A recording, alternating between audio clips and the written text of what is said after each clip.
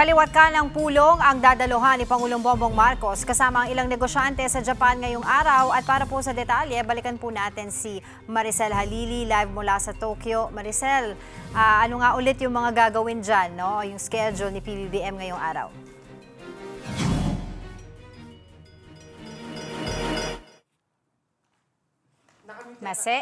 Nakamute ka ata. Ayan, dinig na ako, Angela. Yes. Okay, so ilan doon sa mga business meetings natapos na ngayong umaga, kabilang doon sa mga nakausap niya, yung ilang kumpanya mula sa electric industries.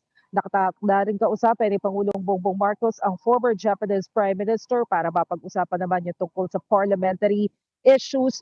And aside from that, meron din siyang schedule para makausap naman yung JICA na grupong alam natin na nagbibigay ng maraming grants dyan sa Pilipinas.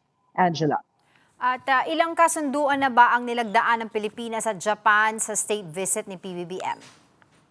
So far, Angela, 3 yung memoranda of understanding na nilagdaan pero sa pagitan nito ng mga private companies from the Philippines and Japanese firms. So isa doon sa mga kasunduan na nilagdaan ay tungkol nga dito sa intelligent initiative dyan sa Makati at yung pag-aaral para mapalawak itong Philippine urban area. And bukod dyan, nilagdaan din yung isang MOU patungkol naman dyan sa Smart Life digital services na ina-expect na mag-earn ng 7 billion pesos approximately.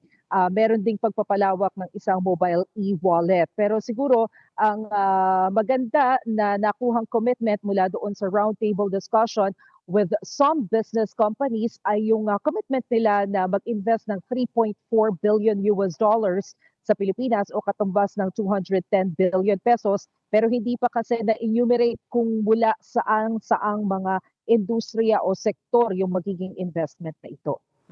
And of course, kumusta naman yung naging pagdalo ni Pangulong Bongbong Marcos dito sa State Banquet na kasama ang Emperor ng Japan?